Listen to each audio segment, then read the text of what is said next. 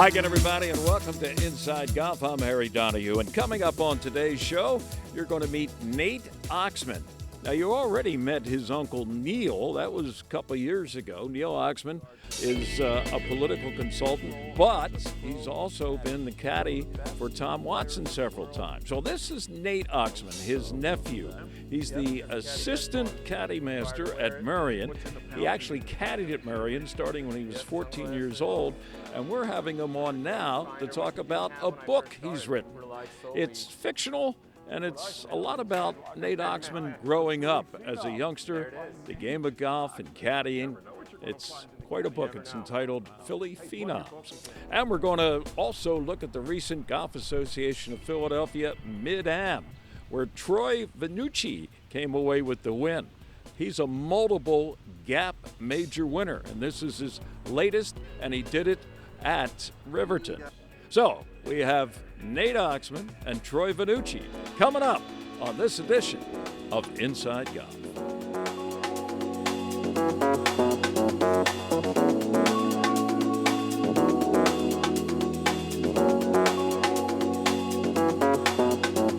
The 28th season of Inside Golf is presented by Destination Monco Golf, the first tee of Greater Philadelphia, the Philadelphia Association of Golf Course Superintendents, the Golf Association of Philadelphia, GAP, Jersey Man and Philly Man Magazine, and Inside Golf's partner since 1998, the Philadelphia section of the PGA.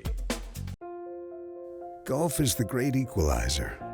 For many, this journey is an escape from reality, a chance to be part of a team, a career opportunity. PGA Reach impacts lives through golf by lifting people up, giving them hope, and sending them down an alternate path that they never saw coming. With PGA Reach Philadelphia, as in life and in golf, the most important shot you take is the next one. John planned his dream golf trip himself. The hotel didn't live up to the photos. His transportation was late, his clubs got lost, so he had to use rentals, which he is now breaking. But you booked your trip with All Access. They planned your hotels, food, car service, and tea times. Don't be like John. Be smart like these two. Psycho. All Access, the smart way to book your golf vacation. Welcome back to Inside Golf. All right, let's head over to Riverton in New Jersey, where recently they held GAP's Mid-Amateur Championship. And it wasn't an unfamiliar name that came away with the trophy. Here to tell us about it is GAP's Marty Emino. Thanks, Harry. Troy Vannucci is what all of us strive to be in the game. Consistent, clutch, and a champion. As this year's champion with an incredible 5-under for the championship from Little Mills Country Club, Troy Vannucci. Vannucci made it back-to-back Gap Major victories with a dominant performance in the 42nd Middle Amateur Championship presented by NJM Insurance Group at Riverton Country Club. Vannucci played the 54 holes in wet conditions at 5 under. His final round, 4 under 67, came amidst a prolonged rainstorm. I love it. When I was looking at the radar and the weather report week prior, I was really excited. I embrace it. All the hard work that no one sees, the long nights at the range, seeing all that pay off. I mean, it's very heartwarming at the end of the day. That's why we come out and compete, practice, to be out here. And to have my name on the trophy 2 times, that's still haven't sunk in yet. The victory adds to a growing Vannucci legacy. He took last year's Patterson Cup as well, and is the first person to win consecutive Gap Major titles since Jeff Osberg in 2016. The win was also Vannucci's second Middle Amateur title. He won in 2022. Steven Sabara of Huntington Valley Country Club, reinstated as an amateur earlier this year, also closed with a bogey-free 4 under in the final round to place second at 1 under. Craig Hornberger of Lancaster Country Club, the first and second round leader, placed 3rd. The victory comes with an added layer. It puts Vannucci's name in the conversation as GAP's top player. In addition to the aforementioned successes, Vannucci was the BMW Philadelphia Amateur Championship qualifying medalist in 2022 and 2023. He also won the Silver Cross Award in 2023 and was that year's Player of the Year. Still work in progress. I mean, you look at all the greats that come before us. I mean, best in the country. I mean, what I've done is a drop in the bucket of what they've done. So just keep the head down and keep grinding, see what happens, keep fighting. Vannucci entered the final round trailing Hornberger by 3 shots. As rain intensified, Vannucci grinded out pars with some spicy chips and clutch putts. The coup de grace came on number 13. His drive found the right trees. With a hallway available, he punched a 5-iron 160 yards to the fairway, short of the green. Vannucci's next shot, from 55 yards out, bounced and stopped 12 feet short of the cup. A putt and a par ensued. A clean card remained. Hornberger stumbled mid-round. The Vannucci par on 13, coupled with a Hornberger bogey on number 12, flipped the leaderboard. Vannucci kept his card clean and continued to be clutch when called upon. Sabara birdied 3 of his first 9 holes to move within striking distance and added another on 13, but could not get close enough to apply ample pressure. Vannucci then did what Vannucci does. On the par 5 17th, he splashed his 3rd shot out of the bunker short of the green, about 40 yards, to 6 feet, and made birdie. He then added this 15-footer on the closing hole for a little championship icing. Wow. Unbelievable. Super proud of how I battled today. My short game really bailed me out. It's probably one of the best short game clinics I had in a long time. Work on lag putting a bunch. Late afternoons when there's no one on the chipping green, you can work on a bunch of stuff at Little Mill. We got some terrain and tough shots and stuff like that. Actually, a lot of shots today were some of the shots that I hit at Little Mill, so I had like a comfort level, I guess you would say. Could this be the year for a Troy Slam? Next up, the BMW Philadelphia Amateur at Aronimink Golf Club. Reporting for GAP, I'm Marty Emino. Thanks, Marty, and congratulations again to Troy Vannucci. All right, stay with us. Up next here on Inside Golf, we're going to meet a gentleman who's been a caddy at Merion, the assistant caddy master, a teacher, and also an author. His first book is out, and you're going to be interested in finding out more about it. That's next here on Inside Golf. The Golf Association of Philadelphia. Founded in 1897, GAP is the nation's oldest regional or state golf association.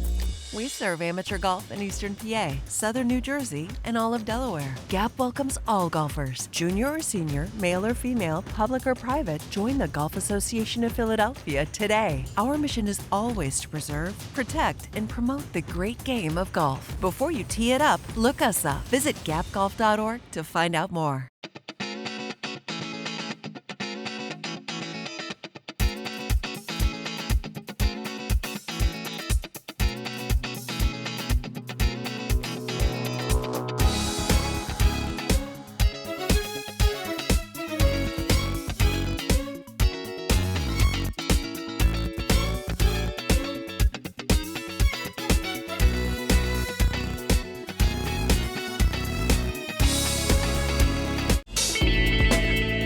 Well, say hello to Nate Oxman, folks. He has been a caddy here at Merion, and that goes back to when you were, what, 14 years old? 14 years right? old, Harry. How'd you get into it?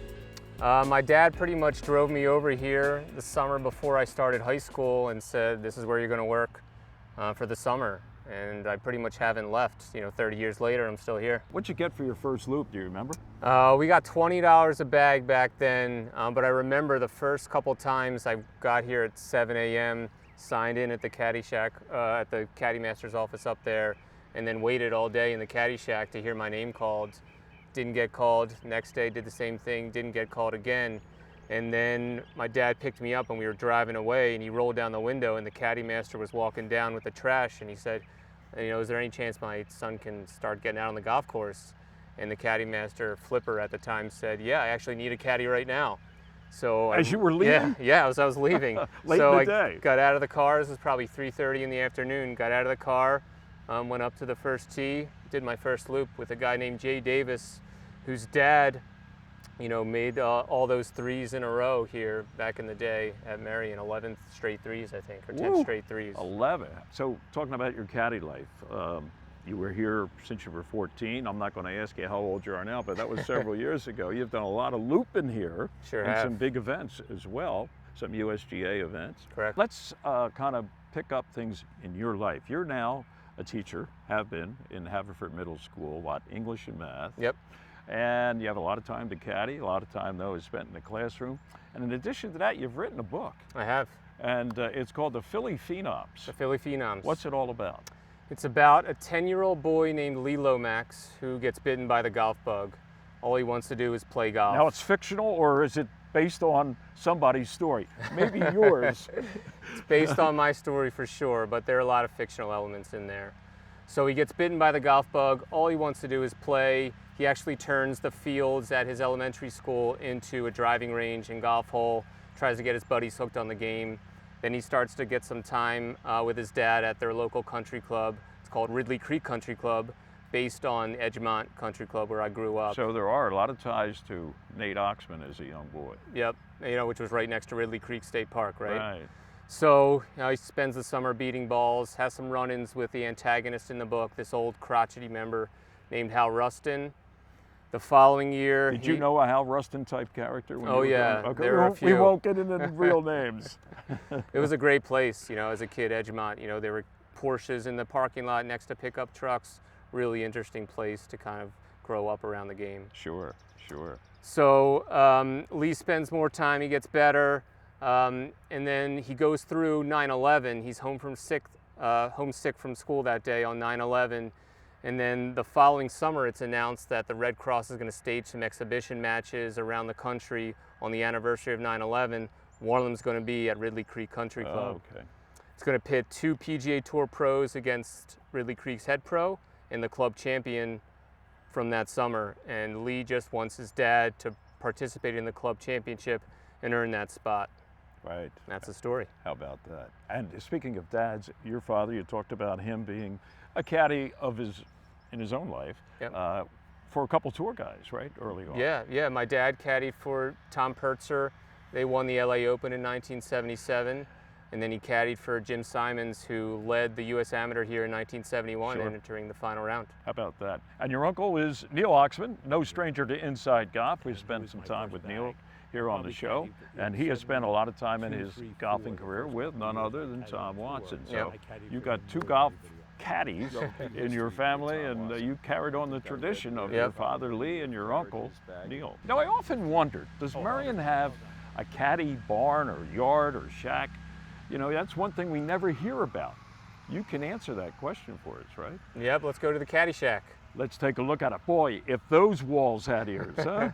We have made it inside the Caddieshack here at Merion. This is an exclusive for Inside Golf. Let's take a look. Some of the things that are here. The iconic Hogan shot from 1950 on the 18th hole. You'd expect that. You're holding a bib. That's your personal bib. Every my caddy caddy gets bib. one of them. Yep, every caddy gets one. Required to wear it. What's in the pouches in the front there? I see a rangefinder. Yep, sunglasses. Oh, absolutely necessary. Rangefinder, which we didn't have when I first started. We relied solely on our yardage book. Sure. Scorecard, oh, here's the books. Every hole. Yep. Okay. You pretty much had to memorize them, the sprinkler caps, the front and back of bunkers. For distances. Yep, because as you know, Merion doesn't have any markings on the golf course. Right. No 150-yard markers or anything like that. Nothing. It's all up to guys like you. Yep. And now, when you started here, 30 years ago or whatever, did this exist as it is now, or was it a little rougher around the edges? A little rougher because, and the people inside here were a little rougher too. It's changed over the years. We have a lot of professional caddies now, and then since the caddies get their tee times, they're only here 45 minminutes or so before, so not everybody's waiting. They'll know maybe 3 or 4 days ahead of time when their next loop is. Correct. And, getting into, there's always characters, whether it's Merion or Edgemont or Edgemont or any golf course where there's caddies. What was it like as a kid when you came in here? And I read somewhere where you had a book with you, but you weren't reading. You just had your eyes down and your ears were open. Yeah. Stories, right? Yeah. I remember just sitting on the bench and just thinking, there's a guy who I want to be like that caddy. He's got it all together. He comes ready to go. He does a great job out on the golf course. He's a great role model. And then there were others who are like, I'm going to make sure I do everything right so I don't end up like that guy. Okay. So it was a life lesson, right? For sure. Every time you stepped in here. Yep. Funny? Any fights ever break out among the Definite guys? fights. A little bit of gambling, a little bit of card playing. Led to some fights for sure. Now, who'd have thunk it, right? Yeah. In the original Caddieshack here at Merion. That's amazing. If you don't mind, this is blocker 39. I think it's open. Well, look at this. This must be a fan. Look what I found inside locker 39, the Philly Phenom. There it is. Nate Oxman. You never know what you're going to find in the Caddieshack. You never know. Wow. Hey, plug your book again. It's going to be available pretty soon, right? Yep, the Philly Phenoms, and it'll be released on June 17th. Is that the original Edgemont?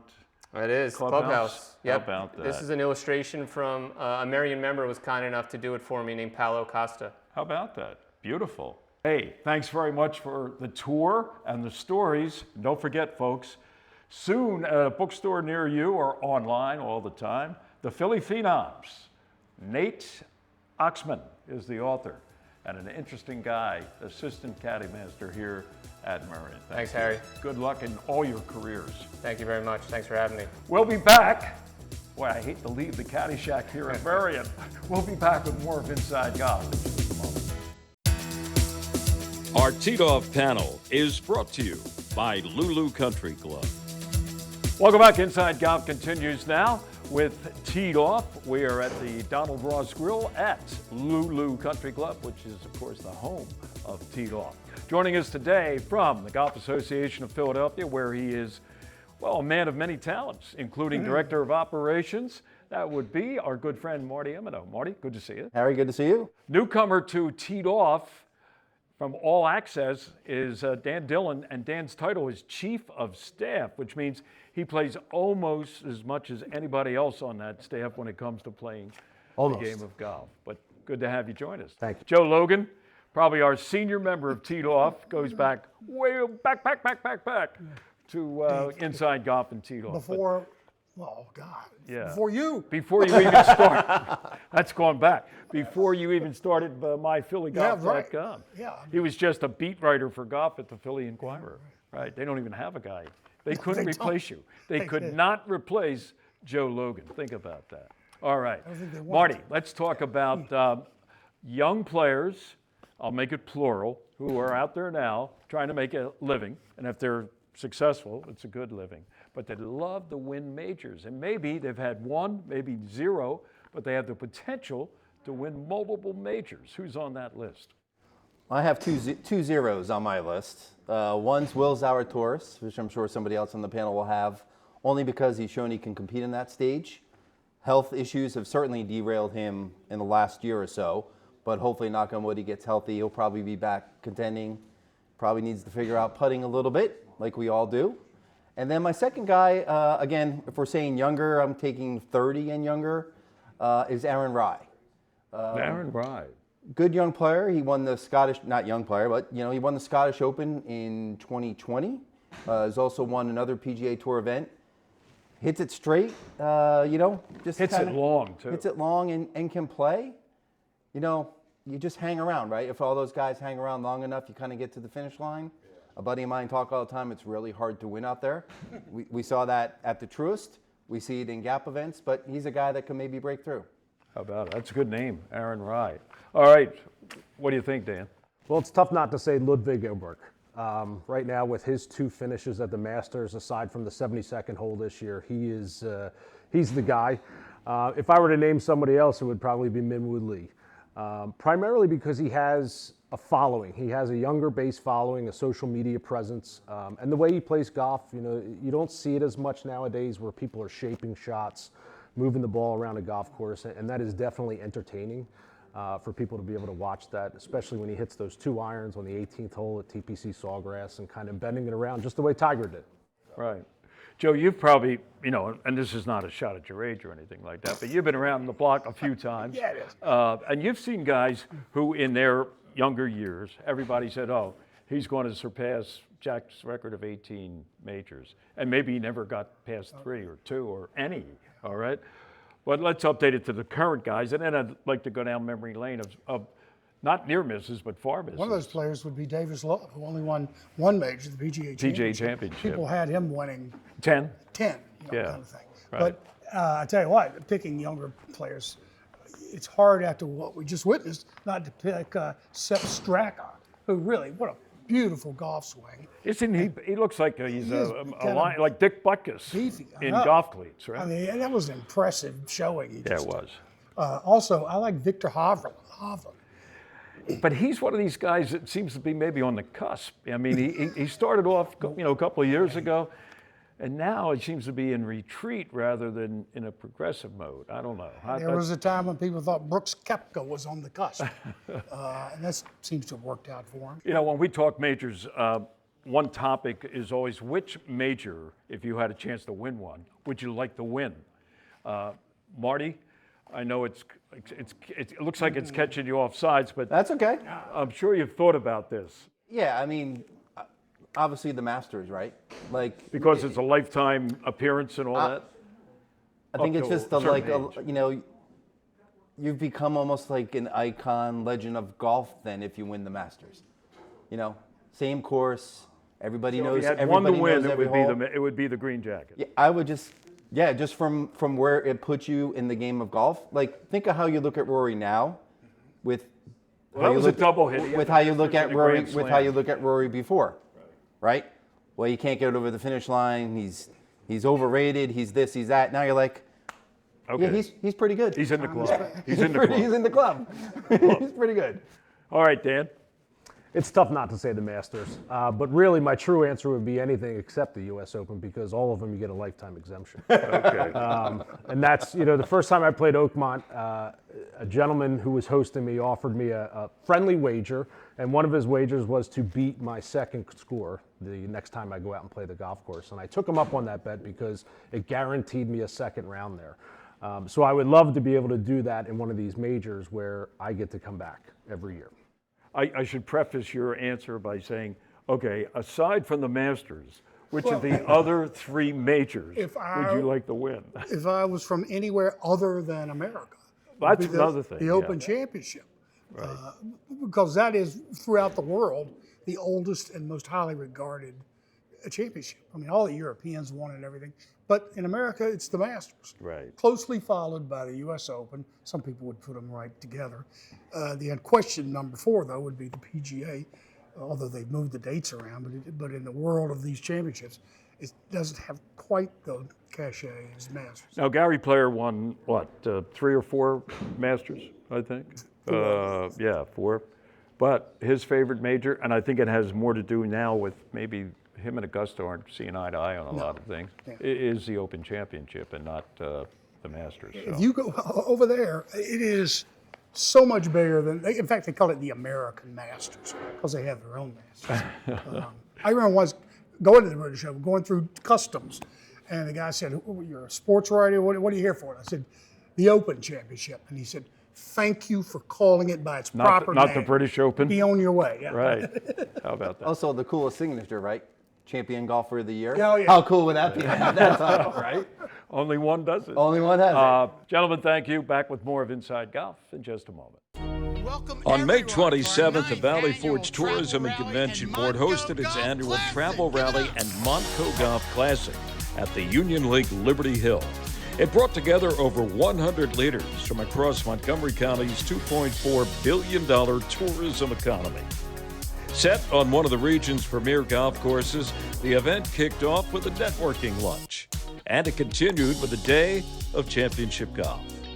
Designed to celebrate National Travel and Tourism Week, The travel rally showcased the strength and the growth of local hospitality with developers, representatives of hotels and restaurants, and golf industry professionals, all coming together under the banner of Make It Monco. Through signature events like this, Valley Forge Tourism continues to drive regional visibility to promote its more than 500 member businesses and position Montgomery County as a top-tier destination for leisure, meetings, and sporting events. Inside Golf is proud to be supported by the Valley Forge Tourism and Convention Board. Hi, Tony Salucci with the Beacon Group of Companies. If your company has between 50 and 500 employees enrolled in your health insurance plan, there's a really good chance we can reduce your costs significantly and increase the benefits employees receive. How do we do it? We put you together with several thousand employers of a similar size across the country so your company can get amazing buying power. Schedule a conversation with one of our employee benefits specialists today at mybeacongroup.com. Well, that's it for this week's edition of Inside Golf. Coming up in the future, put on your calendar the fact that Inside Golf is going to be taking a look at the annual Philadelphia PGA Haverford Classic. And boy, was it a thriller again at Sunnybrook. Also ahead, we'll have coverage of GAP's Amateur Championship. That was played at a pretty good test, Aronimink, and we'll show it all on a special edition of Inside Golf in the future. And I'm here in Huntington Valley today because for the 5th year in a row, they're having the Snyder Cup, which benefits, of course, Snyder Hockey and Education, set up by the great Ed Snyder.